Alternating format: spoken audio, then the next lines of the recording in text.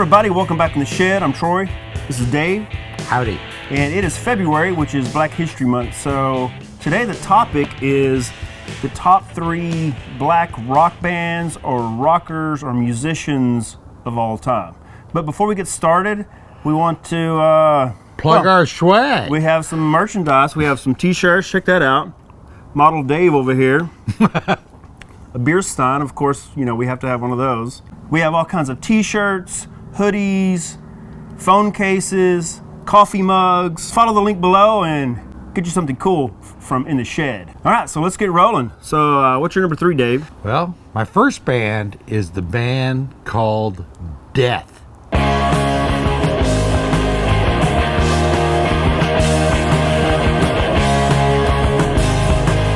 Death?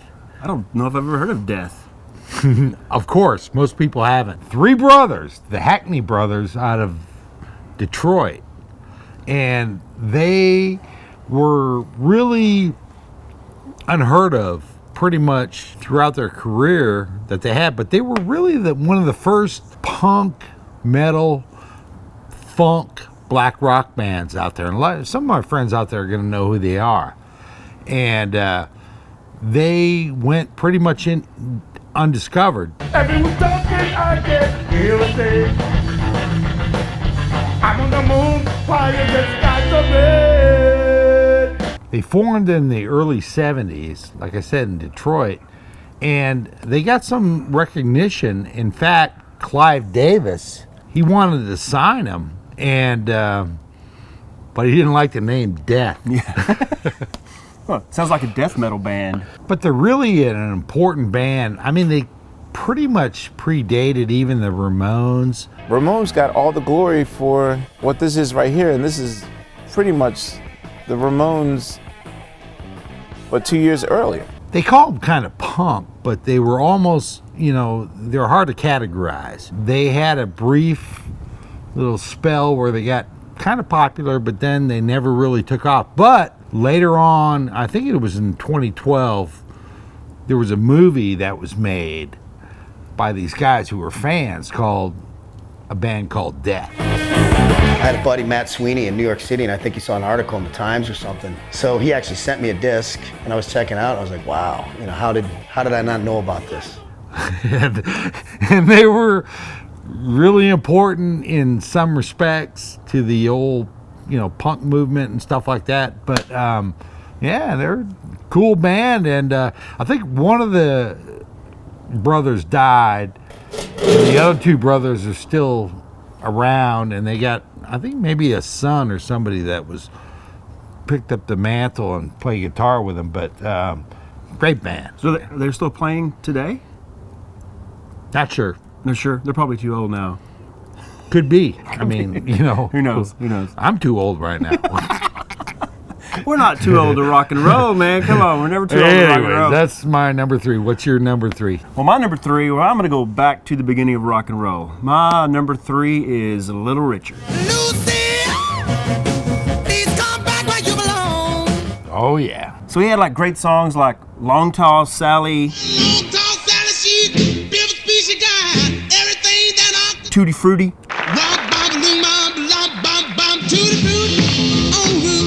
Some would say he was the first really big rock and roller. Yeah. I mean, he predated Elvis, didn't he? I think it was around the same time, but yeah.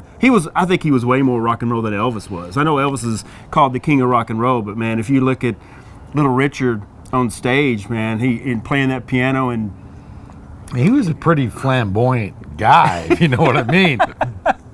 But he had some great songs back then, and those are the songs that all the generations know. Little Richard songs. Yeah. He was around Jerry Lee Lewis, same time. Yeah. And because he was a piano guy, and Jerry Lee Lewis was too. But oh yeah, Little Richard is, a monster. One of my favorite songs is "Good Golly Miss Molly." Good golly, Miss Molly, show like the ball. Show like the ball. When you're walking in the road, can you hear my call? I always thought of that song as being kind of similar to Lloyd Price Lottie Miss Claudie. Actually got a Christmas card from Lloyd Price. He just died, I think, last year. He's in the Rock and Roll Hall of Fame. But I always thought that Lottie Miss Claudie might have predated Good Golly Miss Molly. Good Golly Miss Molly. Good Golly. I'm not sure if there's a connection there. Does it sound similar? I might have heard the song, but it has a similar name. a lot of those mid to late 50s rockin' songs, they sound somewhat the same Lloyd anyway. Price was really at the beginning of rock and roll. Really? I mean, he was like one of the first guys. And I still got this card that's signed by Lloyd Price in my desk at work. How did he send you a card? He had a food company, and we ended up doing all this packaging work for him at PCA. Okay. And Christmas one time, I got this card from his food company, signed by Lloyd Price. But anyways, back to Little Richard. Little Richard. Yeah. He's a legend. He's a legend, and I think he didn't die just a few years ago. I mean, Yeah. he rock and rolled for a long time. So, He but what's checked your number 2, Dave? My number 2 is Funkadelic. Goddamn, get off your ass and jam. Shit, goddamn, get off your ass and jam. And Funkadelic was, I couldn't believe this when I read about it because it's hard to believe, but George Clinton was the leader of Funkadelic and Parliament. Man, I forgot about that band. Yeah. Yeah, and I read that George Clinton started it in like 1964. Wow. Hard to believe. They were a psychedelic band that was really influenced by Jimi Hendrix, and you had Eddie Hazel on guitar, and you had George Clinton. There's this album called Maggot Brain that came out in 1971 that's really like trippy, guitar forward kind of stuff, and it was really outside of a lot of stuff that was going on back then.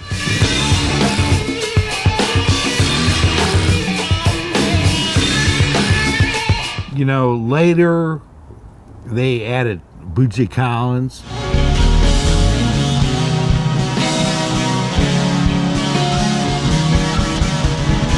They were inducted into the Rock and Roll Hall of Fame in 1997. Very influential band. Yeah. I remember them in high school. All the brothers were listening to that stuff, but I wasn't really into it because I was into Zeppelin and Aerosmith and stuff. But it wasn't really till later that I really got to appreciate them. Yeah.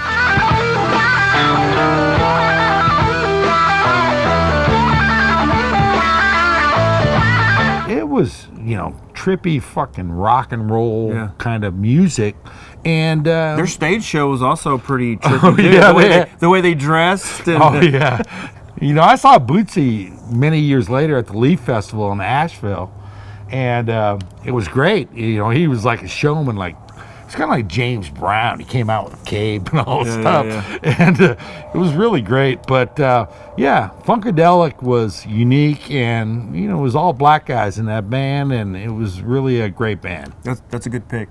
Well, my number 2 is another one. I'm going to go back to the beginning of rock and roll. It was number 1 on one of your one of the earlier episodes, but Chuck Berry. Down in Louisiana, close to New Orleans, way back up in the woods among the evergreens. I remember hearing Johnny Be Good when I was a kid. I don't know where I heard it, but it was just, it's one of those. Probably on Back to the Future. No, I'm talking about way before that. I'm talking about in the 70s when I was like 5 or 6 years old. When I was probably about 5 or 6 years old, 7 maybe, we would stay at this lady's house. She babysat us, and there was this kid named Johnny.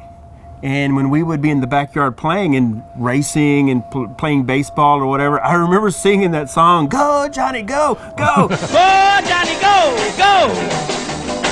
Whoa, Johnny, be good. Because this kid name was Johnny.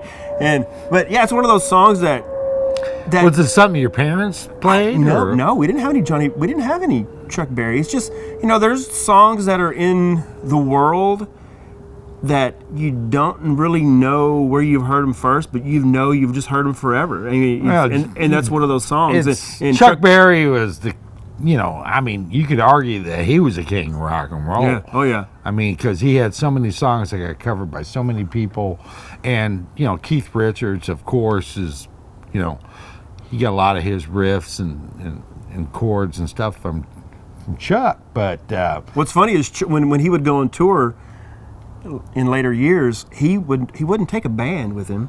He would kind of pick local musicians to be his backup band, because he just knew that any local musician in the 70s, 80s, and probably even 90s knew Chuck Berry songs. Yeah. And so he would just go out there. They wouldn't even rehearse. yeah, right. Well, watch that movie with Keith Richards and Chuck Berry, and it's a great movie. It's funny because Keith is up there trying to like talk to Chuck. And Chuck was kind of a curmudgeon-y kind of dude, and he didn't necessarily put up with too much bullshit. See, start with it all the way down there. I'll put it out.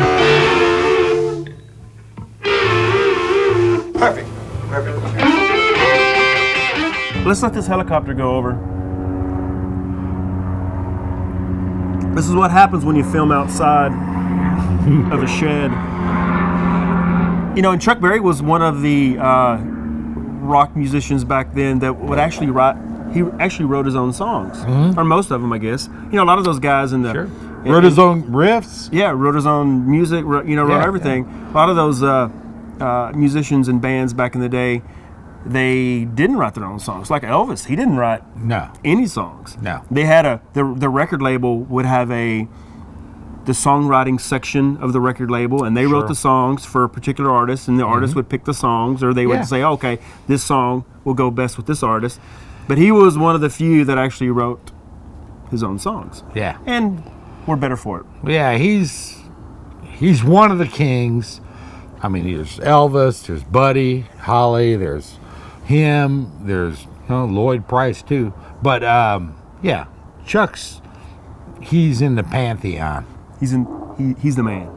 Yeah, he's one of the men anyway. Oh, yeah. All right, what's your number one? And I'm just wondering if your number one is going to be my number one, because so far you've picked bands and I've picked just single musicians. So I'm curious. Maybe not. I can tell by the look on his face that it's not. I'm not looking at your list. I'm not looking at your list. Because we don't do that. We don't see.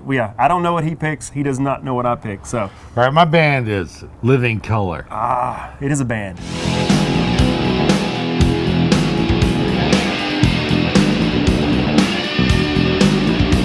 Is that yours? No. All right. No. Living Colour was, formed in New York City. The first album was called Vivid, and it had this great songs. It had Cult of Personality, which is one of the hardest rocking great songs. I love that. That riff is like. I kind of got turned on to them right about then. I was out of college, and the band was unlike most black bands back in the time, because they really rocked hard. The cult of personality. I know Vernon Reid is just one of the greatest shredders.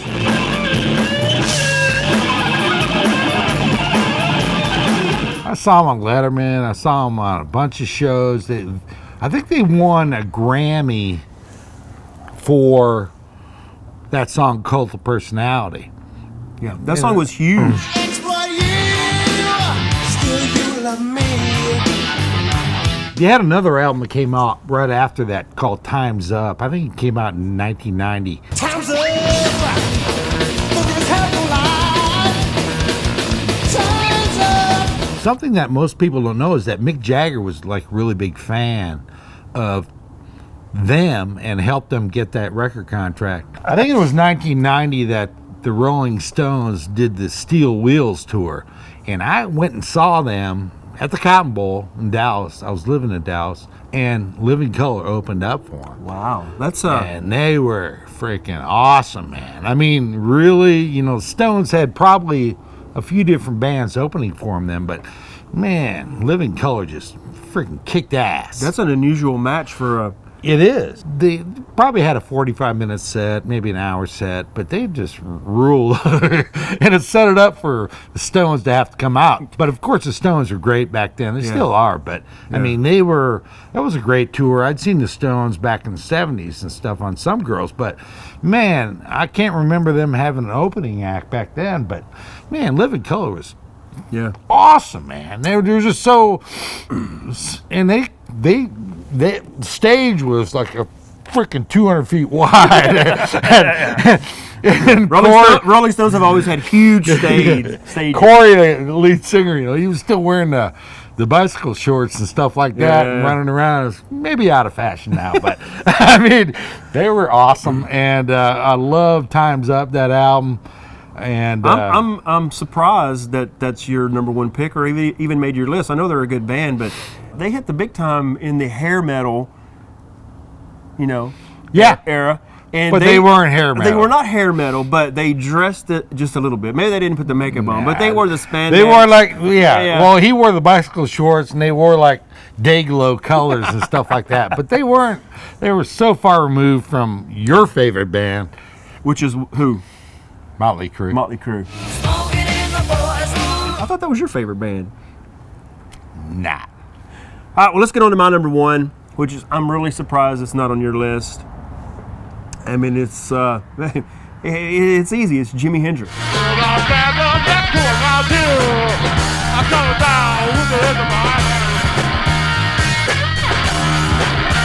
Well, Jimi Hendrix. What are you gonna say? You can't say he's the. I wouldn't call him a black rock band because. No, he's a black rock. Well, actually, when you talk about the first Jimi Hendrix's Jimi Hendrix Experience, it was two white guys, Mitch Mitchell, but later he did get the band of Gypsies where he had Billy Cox and the other guy. The other guy. Yeah. And that was the last band he had before he died. But Jimi Hendrix is black, and that's all that really matters because he was everybody knows Jimi Hendrix. So, end of story. There's nothing else to say.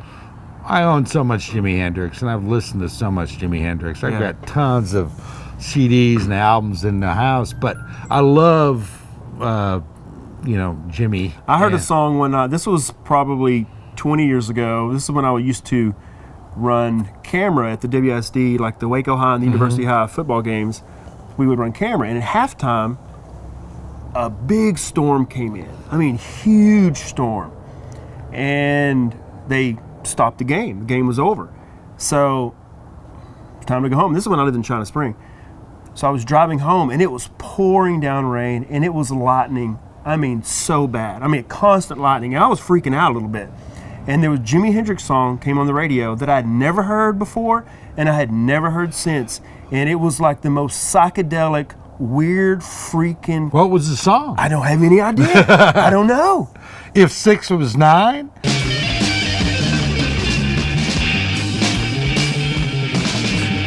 I've never heard it before, and I've never heard it since. And it was the most psychedelic, weird, freaking song. And it ended right when I got home, and I was so scared to get out of my car and go in the house. That's how bad the lightning storm was. I drove in my backyard and pulled up to the back door and ran in the house. Man, it was crazy. It was an insane lightning storm, and that song probably made it even worse than it actually was because that was a weird song, and I wish I knew what it was. And if anybody knows what song that might be, leave a comment below. And let us know. But I think we're done, man. This is another good episode. Make sure to click on the link below. Get yourself some of our cool merchandise. Leave a comment below. Let us know what your top 3 picks are. And subscribe to the channel. Like the video and all that good stuff. And we will see you next time. Later.